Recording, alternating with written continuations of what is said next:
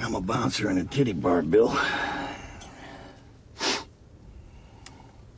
If she wants to fight with me, all she's got to do is come down to the club and start some shit, and we'll be in a fight. Michael Manson, and you're not. Hey, you're watching the Coachella Valley music show. Coachella, Coachella, Coachella, Coachella. In the valley. My home away from home. In the valley.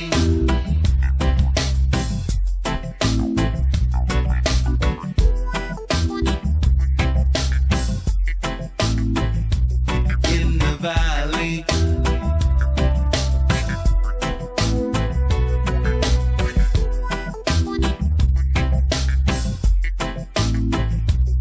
In the valley.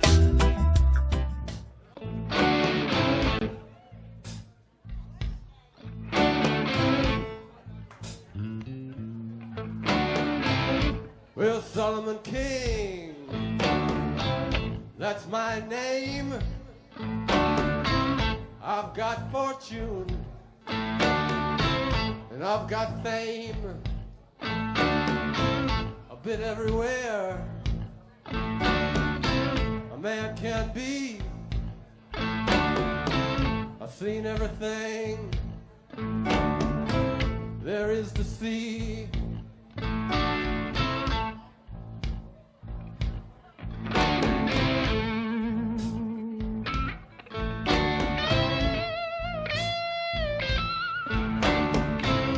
I had 700 wives, 300 concubines.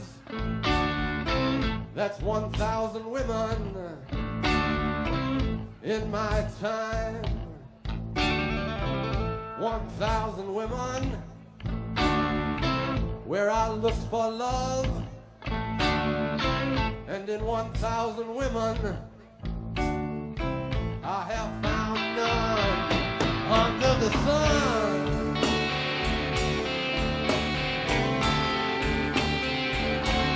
Under the sun.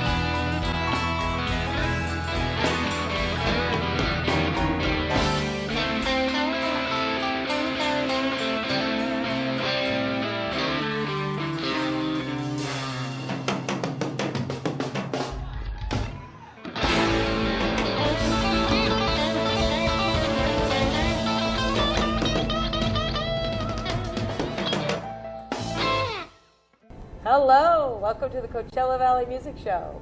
We're coming to you from the Fantasy Springs Resort and Casino in Coachella Valley. Today I have with me Solomon King. Hello, Calista. Hello again.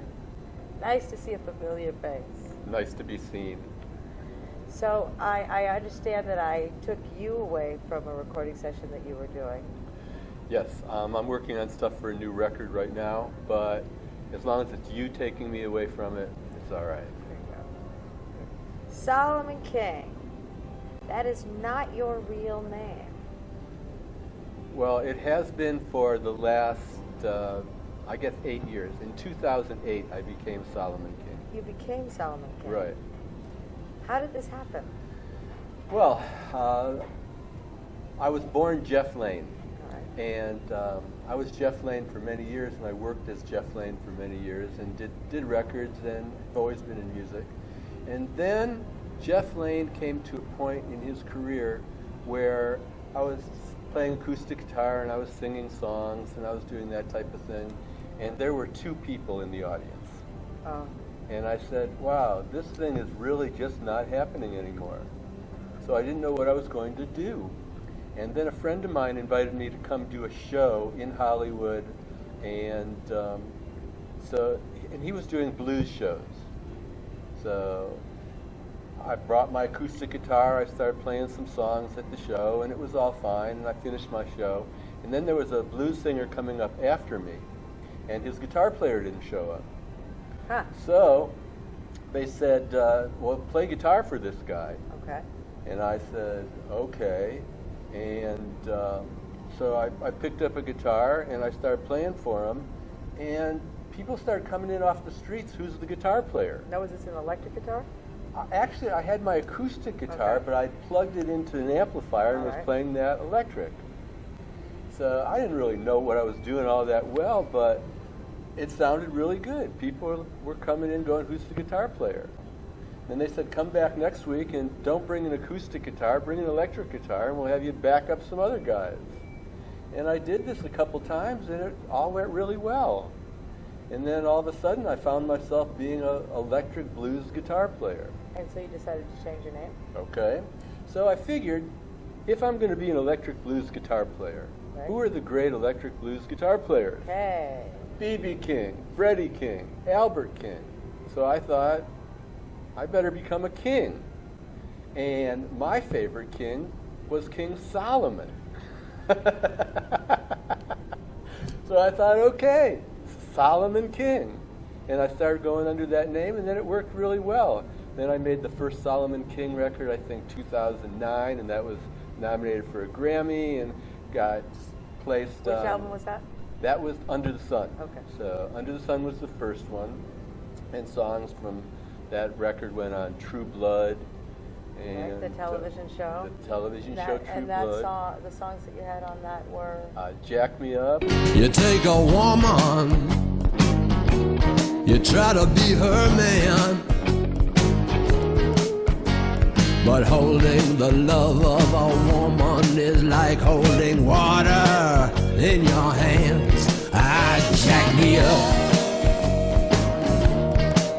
don't let me down, no, jack me up. Which I love. Which I love too, and Frankie and Johnny, they used those on True Blood, Yeah. and they used some other songs on some other TV shows, and Solomon King was, there we are, Solomon King, and I've used the name ever since. And did you go from rags to riches when you started putting music in television? Rags to riches. My life has been a series of rags to riches and back to rags and back to riches. I've had so many ups and downs that Which is why you're such a good blues writer. perhaps. Are you really down when you were inspired to write your songs, or up, or is there a specific state of mind? Because you're a great songwriter. Thank you. There's a number of things that prompt me to write songs. One, either, I'm really in an emotional state where I just have to write something. Two, I'm in an economic state where I have to write something. Okay. If I So don't do you have sell songs? Do you sell songs? 'Cause you just said economics. didn't you? well, I mean, you've recorded some of my songs, Yes. and And yes, you've recorded some of my songs. and I have. And just for the people that don't know, we have actually worked together.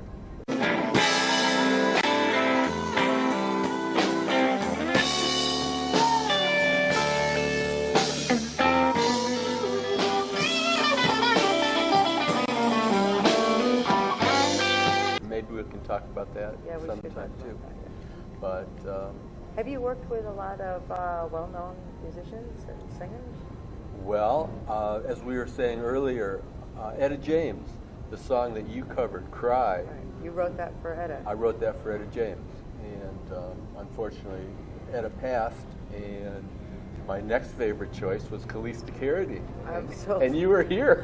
So you That's recorded amazing. the song. I never would have thought I would get a song that was meant for Etta James. Yes. And you were close, the two of you. Oh, I'd known Etta for many, many, many years. And yeah, she was I'm a great big fan influence. of hers, Yeah. actually. Yeah. And Paul Butterfield, there's another guy. He actually played on one of my records shortly before he died.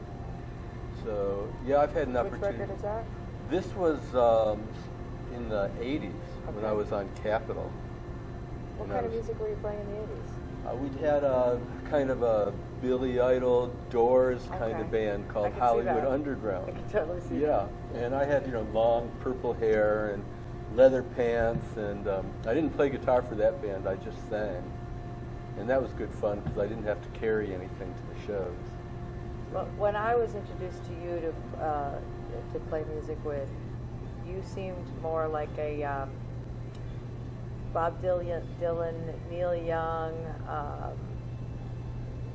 and with a little bit of that American edge that you get because you have the Americana thing, almost Bruce Springsteen with your look and your sound,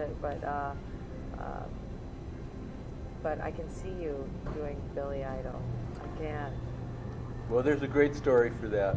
So here I am. I'm doing all this Billy Idol, Jim Morrison kind of stuff, and I'm with a big record company, and we're flying here and flying there, and I'm doing interviews. And okay, now here's a story I'm going to share with you and the audience, and this is kind of off of what would normally be told on one of these kind of shows. But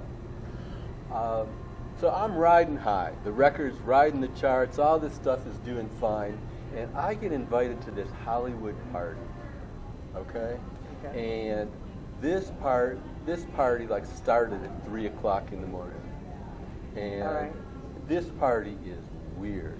And this party, they're showing Charles Manson movies on the wall. Oh no, it was nuts. It was like a really evil, and drugs everywhere. They had bars set up everywhere. This was a weird scene. So I walked into this party. And you have to remember Hollywood Underground, this band, it was an underground, kind of flirting around the edges with, danger and evil and that kind of stuff. Just the idea of it, though. The idea, well, that was a part in my life, too, where I was pretty flirting with all that stuff as well. I mean, it was the 80s, and there was a lot of bad influences. Right. So I walk into this party, and it's 3 o'clock in the morning, and this guy walks up to me who literally looks like Lurch from the Addams Family. He's 7 feet tall, and he's bald, and he's dressed all in black, and he comes up to me and goes, "Hello, we've been expecting you." I go, "Oh, okay." I didn't know anybody there. This girl took me to this party. Said, "You've been expecting me?" Guy goes, "Yes. Johnny would like to meet you." I say, "Johnny? Who's Johnny?" And this Lurch guy looks at me like, "You don't know who Johnny is?" I say, "No. Who's Johnny?" And he pauses for a minute, and he goes, "Johnny is the devil." And I look at him, and I go, "This guy's out of his mind." I go, "You tell that Johnny that I have no desire to meet him whatsoever, and also tell him that I'm going over to the bar and I'm charging my drinks to him." And I walked away. Okay? The next day, I get a call from the record company president who tells me they're dropping my contract, they're cutting all of the funding for the record, and not only are they dropping my contract, but I can't work for anybody else. Right. So they've got my contract, they're not going to do anything, and A musician's worst the nightmare. worst. You can't play. And you They're can't work. holding you, but they won't do anything with you. So Okay. that's when I had an To make a acoustic. deal with the devil. I didn't make the deal. I didn't make the deal. Now, were you still Jeff Lane at I this was point? still Jeff Lane. Okay. So at that point, I had an acoustic guitar. which I couldn't play very well, but I'd had it for a while. And I started going down to the Venice Boardwalk and playing songs on the Venice Boardwalk for tips. All right. And I did that for quite a while. And that's where I learned how to play, and I learned all the Americana stuff, which, you know, the Neil Young, the Bob Dylan, and going, you know, back, shines the through a Hank little Williams, bit, the Jimmy Rogers, and the old blues stuff. And that's where I was playing for tips on the Venice Boardwalk. And that's when I reinvented myself and really started becoming a musician. And that's kind of what's carried me forward to now. And now you rarely play anyone else's music. You usually always play your own originals. I don't you? usually play my own originals, but I will quite play, good. I'll play some classics, you know, and kind of do them my way. So, as a songwriter, do your songs come out quickly or slowly? I'm going to turn off this phone. Okay. Who's calling? Somebody from Houston, Texas. We'll have to catch that one later. I have a couple dear friends You're in from Texas. Detroit. I am from Detroit. You've got to tell me something about that. A blues guy from Detroit, that's got to be something. Yeah. Growing up in Detroit in the 60s, I was a dancer on the Motown shows when I was 12 years old. Yeah, I was one of the white kids out there. Wow. So I got to see everybody, the Supremes, Okay. the Temps, the Tops, Stevie, everybody got to see them. And then, of course, there was the Rockers, there was MC5, Iggy, Ted Nugent. So we'd see them all the time. And in Detroit, there was a country scene too, because Detroit was the auto industry, and a lot of country guys from the South and Appalachia, they came up from the South to work in the auto factories. So Detroit was a great, great place to grow up playing music. But, oh. Cold. And I don't like the cold. No.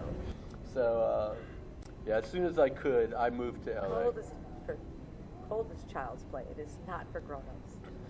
It wasn't for me. I didn't like it. I moved to Los Angeles. I was so happy.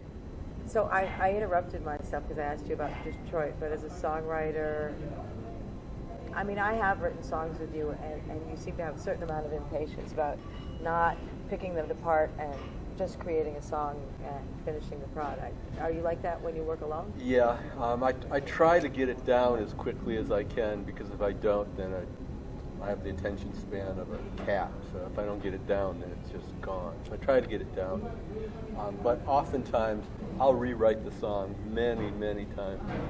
Now that I've got a recording studio, I've got a little studio that I put in my house, and I've changed the way I've been able to work, because now I can actually record the song and hear it and hear the parts and say, oh, that doesn't work, or that does work.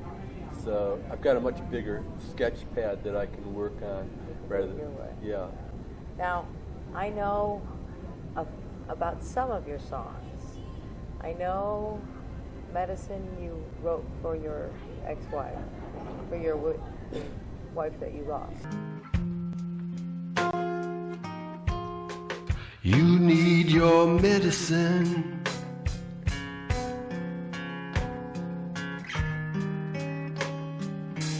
And your medicine is me. Right. I know Bad to Me you wrote for your current girlfriend. Oh, right? that's right. I Yeah. did. You know more about this than I do. and you kept her. Happy Valentine's Day. You're still Yes, plugging on with that? We're still together. Yes. I know you wrote your father's watch for your father. My Yes. father's watch, it's called, right? Yes, I did write But I that. don't know what you were thinking about when you wrote Cry, which you had. Again, that was a song that I wrote for Etta James. Okay. So it wasn't so much that it was an intellectual concept, or I was thinking of a specific story to tell, as I was thinking of a classic blues song for a classic blues singer. That's what Cry is. Wow. Yeah. I got lucky. You did get lucky. That's a really good song, and you do a good job with Thank it. you. So, and you know, we played that song together too. We did. But you didn't call me to play guitar on that. So when we re-recorded so it, sorry. I know. You know, I we know, actually, I know. I mean, I could say we have guitar on it, but I didn't really notice guitar on it. We mainly had a keyboard, and we had Alvin Taylor on the drums. Well, you should send me the tracks, and I'll put some guitar on it. How would You know, that it's be? funny because I asked you to send me your tracks. When you recorded Cry yourself, I said, did you put the vocals on? You said, yes. I said, who sang it? You said, I did. I said, geez, could you take the vocals off and let me sing it? And but when I got to town, David Ross produced me out here doing Cry. We fell into the studio. It's the first time I've ever done a song that I'd had time to wrap around myself, that I've been on stage with. I've been on stage with you singing it, and honestly, I've sung it with a lot of people. I've had people call you up and ask if that was the correct chord structure. Oh, don't call, don't let them know I'm doing the song. Don't let them know I'm doing this song. How are these chords supposed to go? But by the time I got into the studio, I felt comfortable with that song, really comfortable with that Well, song. you'd made that song your own. I had. Yeah. Who'd have me crying like a baby again? And there's just nothing you can do.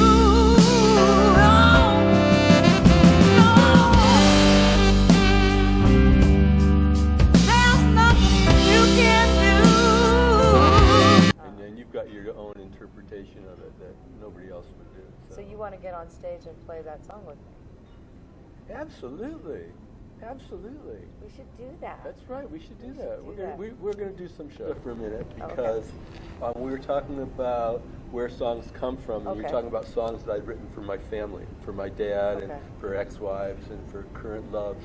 On the record I'm working on right now, my baby brother died of pancreatic cancer last March. Oh, I know. that's quickly too, I'm guessing. Not quickly enough. Really? Yeah, pancreatic cancer is a really ugly, devastating disease. And it's not like, a parent dying or somebody older, So this was my baby brother, so that's weird seeing somebody in your family younger than you pass.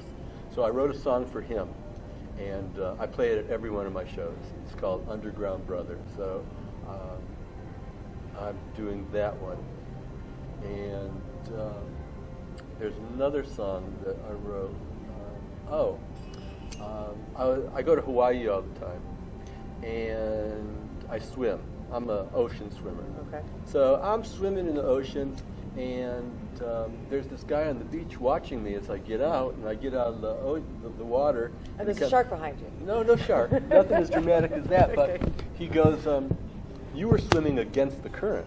I say, yeah, I was. He goes, I watch people swimming all the time, and usually they're swimming with the current, and they think they're really all good swimmers, but you were swimming against the current. I said, yeah, I was. That's, more of a workout. And then I ride it back. He said, and we were talking, he said, what do you do? I said, I play guitar, I write some songs. He said, you should write a song about swimming against the current. And I thought, oh, that'd be a tough one to write. And then that song just came to me. So that's another song that I've recorded that'll be on the record. Against the current? Against the current. And if you think about the whole metaphor of swimming against the current, Yep. that's what we do, right? Yeah. Right. So there's another song on the record. In so many ways. In so many ways. So many ways. Yeah. So that's the gist. That's kind of the subject matter for the material for the new record. So are you still running off to Hawaii to get on the radio and play shows out in Hawaii? I am. I was there, I think, over the summer was the last time I was there. And I was going to try to get back, actually this week. I have a dear friend who inherited a house, and they were rebuilding the house because the other people had ripped it up, and he asked me to come back and help them rebuild it, which means drink tequila while they pound nails. I don't really know how to do that part, but I was going to be part of the crew. But I had a gig in Santa Cruz, so That's nice. and I have this show to do, and then I want to do the record, so probably won't get back to Hawaii until the summer when it warms up. So you did Santa Cruz. You're not doing that coming up? No, I just came back from Santa Cruz. So I know you have some interest in doing music out here in the desert. You like Yes. the weather? Yeah, well, first, LA can be really intense, So it's a This great is vibe out here. You know, Coachella, Yeah, Palm Springs. it It's is. a great, great vibe. And there's great, great people and great, great players. So if there's opportunity to do some shows out here, we should put it together, and I'd be really happy to participate in the scene out here. Yeah, let's do it. So we took a look at your film. I've seen you as an actor. Oh, Phil Spector. Yeah, This is the jacket I wore as Phil Spector. but not the wig. No, the wig. I'd have to have. I could have brought the wig. I saved it. Oh, did you? Yeah, I did. Just tell me, please. Am I good?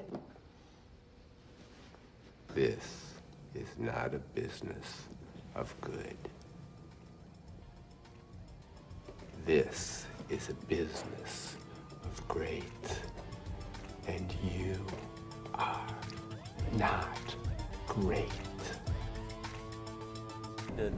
Well, I still have my Ronnie Spector wig because I was hoping to play Ronnie Spector in that film, but it looks like you put it up without any scenes with Ronnie in it. No, that whole film was just about the 70 minutes from the time that Right. Phil Spector and Lana Clarkson walked into his mansion until the time that the gun went off. Yeah, well, I mean, you'd have to see the movie to get our take on what really happened. It's got some sexy stuff in it, which I really like. I don't know if I mean, you know, it's and you do keep the taste, and there's tension, and there's and a lot of question as to what could have gone on there. Yeah, the movie's called The Phil Spector Incident, and we did it actually before Pacino did it. So if you have any interest in this, you should check it out. It's really a whacked out, and from all my years in the music business, what I think is probably a real true representation of what happened during that time where Phil Spector and Lana Clarkson were alone together in the mansion at 4 o'clock in the morning, and how the gun went off. So, any interest, go see the film. And there is sexy stuff in there. So, do you ever implement any of Phil Spector's producing style? I would love to. You know, I've only just begun to explore. I mean, when I was in the recording studio, I heard you say the wall of sound, but I don't think you ended up trying to implement that. Well, I don't have the facility for it. The wall of sound was he had huge rooms where he put lots of people in. So there'd be 3-4 guitar players, there'd be 2 drummers, there'd be lots of people all playing at one time.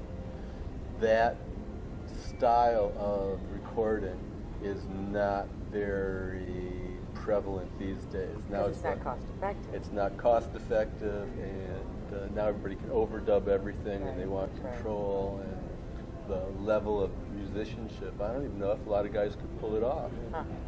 actually doing it that way. Huh. But it would be good fun to give it a try. That would be. Yeah. So, you sing your songs almost exclusively. You don't usually have other people covering your or singing for you. So you like to be the front man, the singer, and the songwriter, and Not the guitar necessarily. player? It's really a role that I found myself in because nobody else would do it. I never set out to be a singer so much as that, okay, I had these songs and there was nobody else that would sing them, so I sang them. So you'd be happy if other people were singing your Oh, songs? I'd be delighted. In fact, one of my most favorite things is just to play guitar. I like to just stand in the back and just play my guitar. Well, I That's can the- try to talk you into that. Okay, try. I mean, I would love to hear you just play some guitar. Okay. Only if you're going to sing. So Only we're if I'm gonna sing. Yeah. So we're going to have to do a show A show, where okay. I'm going to play guitar and Calista Carradine is going to sing, and David Ross is going to put it together. All right. All right. But yes, he had a really good time producing you.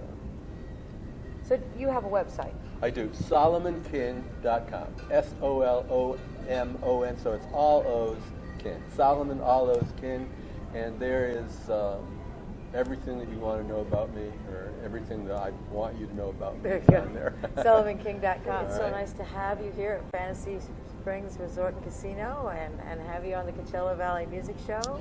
And we'll get to see your music. And hopefully we'll all come back here again and we'll do some live shows. That would be really good fun. That sounds like a great idea. And anybody who's watching the show, if you want to send me email or go to the website and contact me if you have any questions or want anything, I do respond. I love people, and if there's something that you want to know or the music affects you, please do contact me, and I promise I'll get back to you. Thank you, All right, Calista. thank you very much, Solomon. It's nice to see you. Until the next time. Bye. Coachella, Coachella, Coachella, Coachella.